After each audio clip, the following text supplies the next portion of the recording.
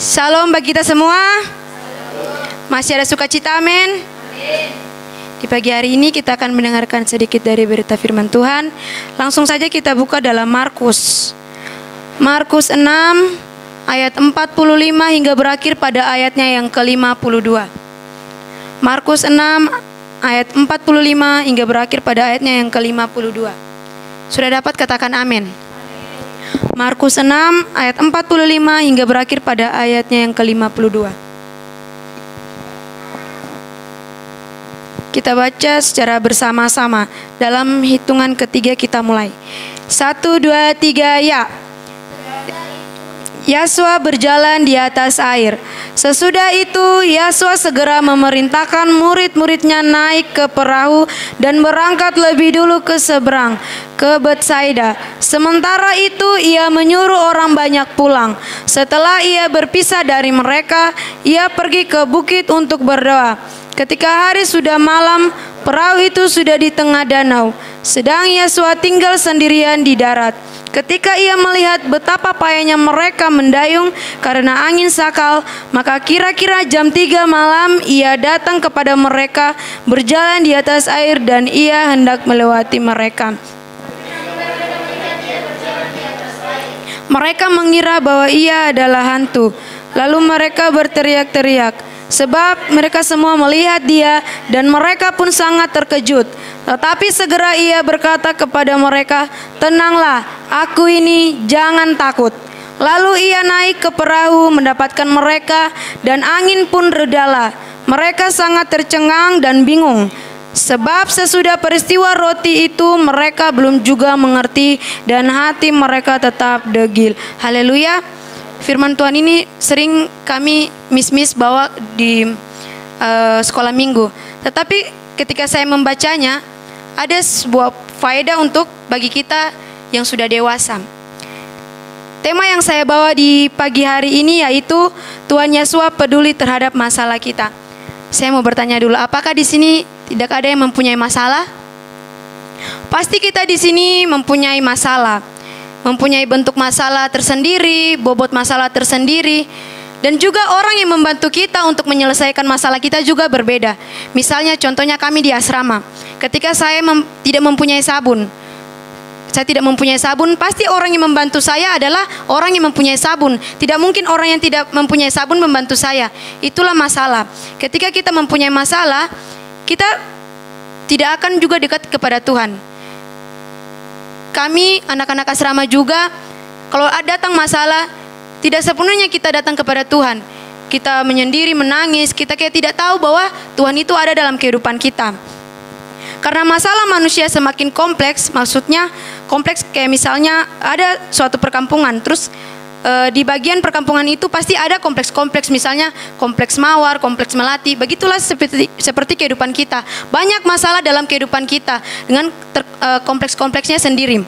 Ketika kita mempunyai masalah, banyak orang tidak peduli lagi dengan masalah sesama kita. Misalnya ketika kita mempunyai masalah, ada orang mempunyai masalah, saudara kita Seman, kita tidak mempedulikannya. Kita mengira bahwa masalah saya saja belum habis, apalagi saya membantu masalahnya. Tetapi jika kita membantu masalah orang tersebut, maka Tuhan akan memberkati kita. Amin. Kompleks masalah dalam Markus 6 ayat 30 sampai 44, kebutuhan rohani tercukupi di atas bukit. Di atas bukit ketika Yesua berkhotbah. Masalah rohani sudah tercukupi karena mereka sudah mendengarkan khotbah di atas bukit itu. Terus yang kedua, mereka mengalami masalah jasmani, yaitu mereka waktu mendengarkan khotbah Yesua, mereka merasa lapar karena mereka dalam seharian itu mengikuti Yesua. Maka dari itu Tuhan memberi makan mereka 5.000 orang itu dengan 5 roti dan 2 ikan. Sudah teratasi. Jadi rohani dan jasmani sudah teratasi. Ketika mereka Yesua menyuruh mereka menyeberang ke sungai sebelah, mereka mengalami masalah yang baru lagi, yaitu masalah keselamatan. Apakah Yesua peduli terhadap masalah yang mereka hadapi di tengah-tengah laut itu? Pasti Yesua peduli. Karena ketika Yesua melihat mereka, hati Yesua itu sangat merasa bahwa mereka itu memang tidak bisa. Tetapi sebelum mereka berangkat, mungkin Tuhan sudah tahu pasti kecelakaan masalah yang akan mereka hadapi di danau itu akan terjadi. Tuhan Tuhan tahu tentang masalah-masalah kita. Yang mari kita lihat apakah Yesua peduli? Ya tentu dia peduli. Dia melakukan beberapa tindakan. Yang pertama, dia melihat. Ayatnya ke-48. Ketika ia melihat betapa payahnya mereka mendayung karena angin sakal, maka kira-kira jam 3 malam ia datang kepada mereka berjalan di atas air, dan ia hendak melewati mereka. Jadi ketika kita mempunyai masalah, jangan saudara kita lari kepada hal-hal yang membuat kita hanya cuma kesenangan sementara. Tetapi ketika kita dapat masalah, coba kita lari kepada Tuhan. Kita berdoa, kita berlutut di hadapan Tuhan, kita menangis, kita menyembah kepada Tuhan.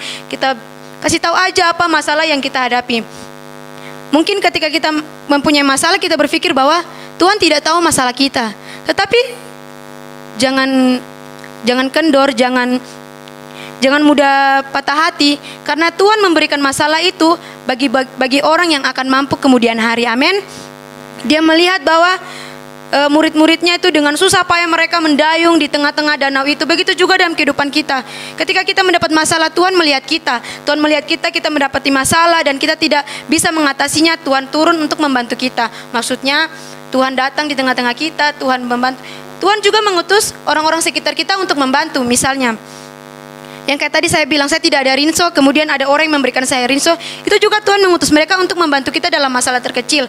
Masalah terkecil pun Tuhan melihatnya, apalagi masalah yang besar, saudara-saudara. Yang kedua, ketika ia melihat murid-muridnya dengan susah payah mendayung, dia datang. Bapak Ibu saudara-saudari, dia datang untuk apa? Dia datang pastinya untuk menolong mereka. Tuhan Yesus menolong kita itu tanpa batas waktu, jarak, dan hukum alam. Kalau kita sebagai manusia, misalnya hujan besar, terus tiba-tiba ada terjadi masalah di luar, kecelakaan, hujan besar itu kita bilang, masih hujan ya, tunggu dulu hujan reda baru kita keluar tolong mereka. Tidak mungkin kan? Tetapi Yesua mengajarkan kita harus menolong orang itu tanpa batas waktu, jarak, dan hukum alam. Tanpa batas waktu, yaitu dalam ayatnya yang ke-48 berkata, maka kira-kira jam 3 malam ia datang kepada mereka berjalan di atas air. Wah, begitu dahsyatnya Tuhan kita ya. Tuhan jam 3 malam pergi menolong orang. Kita jam 3 malam tidur sampai tidak tahu diri. Tidak tahu lagi udah pagi, orang lagi susah-susah payah di luar, kita masih tidur ngoro-ngoro pun. Padahal Tuhan saja bisa menolong orang jam 3 pagi. Masa kita tidak bisa? Tetapi jika kita melihat Tuhan itu begitu dahsyat, kita mempercayai bahwa Yahweh itu selalu ada pada kehidupan kita. Walaupun jam 5 malam, jam 1 pagi, jam berapapun, Tuhan kita tetap sedia menolong orang. Amin. Kita tetap sedia untuk menolong orang. Amin. Memang susah kita bilang kita siap sedia menolong orang jam 3 malam, jam 4 pagi. Kita cuma bicara, tetapi hati kita susah. Yang pertama, Tuhan tanpa batas waktu dia menolong. Yang kedua, jarak. Di sini kalau menurut saya, waktu saya baca sebuah buku, jarak dari tempat mereka pergi dari bukit ke danau itu adalah 15 km. Kira-kira dari sini ke Parapat. Tuhan bisa berjalan di atas air dari sini ke Parapat. Coba misalnya air semua ini, Tuhan jalan dari sini ke Parapat, padahal jauh. Kita aja dari sini ke Gibeon 3 aja merasa lelah. Menolong orang yang kena gigi tahun kayak kemarin abang-abangku. Kayak misalnya mereka bilang kemarin sama aku, abangmu kenal gigi tahun. Aku bilang, jauhnya itu, mana motor? Aku memikirkan yang belum harus patut kupikirkan. Tetapi jika misalnya aku bilang, iya nanti kalian yang pakai motor ini bawalah obat ini ke mereka. Aku tidak. Aku tinggal bilang, biarkanlah mereka itu, tunggu sampai mereka datang ke sini baru aku berobatin mereka. Aneh juga kan? Kalau misalnya aku terlambat menolong orang, misalnya tahun itu membunuh kan, pasti mereka mati. Sama juga dalam firman Tuhan ini. Ketika Tuhan datang tanpa batas waktu, tanpa batas jarak, mereka juga akan terancam di atas danau itu. Yang ketiga, jarak hukum alam. Waktu itu ada angin sakal. Angin sakal mengombang-ambingkan perahu mereka, tetapi Tuhan tetap datang untuk menolong mereka. Karena Tuhan tahu mereka sedang menghadapi masalah. Begitu juga dalam kehidupan kita, ketika kita merasa ada masalah dalam kehidupan kita, masalah dengan orang tua kita, masalah dengan saudara kita seiman, marilah kita percaya bahwa Tuhan itu selalu peduli terhadap masalah kita. Amin. Ketika dia sudah datang, mereka terkejut. Mereka kira Tuhan itu adalah hantu. Dalam ayatnya yang ke-52, Sebab sesudah peristiwa roti itu mereka belum juga mengerti dan hati mereka tetap degil. Padahal sebelum peristiwa keselamatan ini terjadi, ada tanda-tanda mujizat yang Yahweh berikan kepada mereka, yang Yahweh tunjukkan kepada mereka. Yang pertama yaitu air berubah menjadi anggur dalam Yohanes 2 ayat 1 hingga ayat yang ke-11. Dalam Matius 9 ayat 1 hingga ayat yang ke-7, orang lumpuh disembuhkan. Tetapi mereka belum juga mengerti bahwa Tuhan itu berkuasa atas bumi dan di surga. Ketika mereka masih kurang percaya, mereka mengira bahwa waktu Tuhan berjalan di atas air, mereka kira hantu. Kita juga kayak gitu, misalnya ada orang rambutnya kayak saya keluar dari asrama malam-malam, ada yang jalannya rambutnya udah terbuka-terbuka, saya kira hantu, padahal teman saya. Coba ketika misalnya saya berjalan dengan pelan-pelan, saya mengetahui dulu, saya meneliti, oh ini teman saya. Tetapi Petrus ini dia tidak melihat dengan baik-baik, dia kira bahwa Tuhan itu adalah hantu.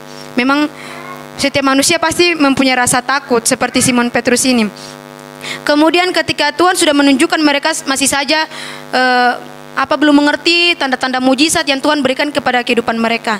Yang pertama, dia sudah melihat ke masalah mereka, terus dia datang. Yang ketiga yaitu dia naik. Ayatnya yang ke-51, lalu ia naik ke perahu mendapatkan mereka dan angin pun redalah. Mereka sangat tercengang dan bingung. Jadi waktu Tuhan berjalan di atas air, Tuhan naik ke perahu. Artinya Tuhan mau merasakan masalah itu bersama-sama dengan kita. Tuhan tidak pernah meninggalkan kita bahwa anak ini dia punya masalah ini, biarkan dia sendiri merasakannya. Tidak, Bapak Ibu. Tuhan selalu merasakan masalah itu bersama-sama dengan kita. Ketika dia merasakan masalah itu bersama-sama dengan kita, maka masalah yang kita hadapi kemudian hari tidak akan lagi kita alami, karena Tuhan selalu menolong kehidupan kita. Jadi apapun masalah yang kita hadapi, ingatlah hidup kita itu berharga bagi Bapa Yahweh, amin. Walaupun orang tua kita membenci kita, orang sekitar kita tidak menyukai kita, walaupun tetangga-tetangga kita tidak menyukai kita, ingat saudara-saudara, jangan karena mereka tidak suka terhadap kita terus kita melakukan segala hal yang membuat hati mereka senang. Tetapi tidak, Bapak Ibu saudara-saudari, karena hidup kita itu berharga bagi Bapa Yahweh. Ada lagu berkata, dia peduli, dia mengerti persoalan yang sedang terjadi, namun satu yang dia minta agar kita percaya sampai mujizat menjadi nyata. Itulah kehidupan kita, saudara-saudara. Jika kita percaya bahwa Tuhan itu selalu menolong kita, masalah terkecil sampai masalah terbesar pun Tuhan akan menolong kita, amin. Maka dari itu saudara-saudara, marilah kita percaya dengan sungguh-sungguh kita datang. Ketika kita mendapat masalah, jangan kita lari dari Tuhan. Kalau misalnya ada kamar kosong, masuk. Seperti kami asrama, ada kamar kami banyak yang kosong. Ada yang masuk ke kamar, doa sambil nangis-nangis, teriak. Puaskan aja hati kita terhadap Tuhan. Kita teriak sekuat-kuatnya. Kita melepaskan masalah kita di hadapan Tuhan. Karena ketika kita sudah menaruh kepercayaan kepada Tuhan, Tuhan akan menolong kita, amin. Begitulah firman Tuhan kita di siang hari ini. Saya serahkan kepada hambanya.